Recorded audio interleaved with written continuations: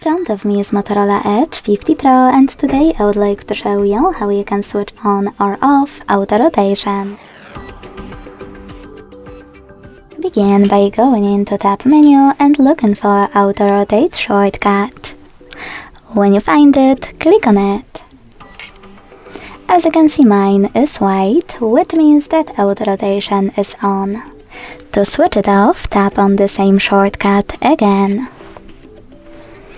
If you want to, you can also go into Devices Settings, tap on Display, scroll down and tap on this switcher next to Auto Rotate Screen to manage it.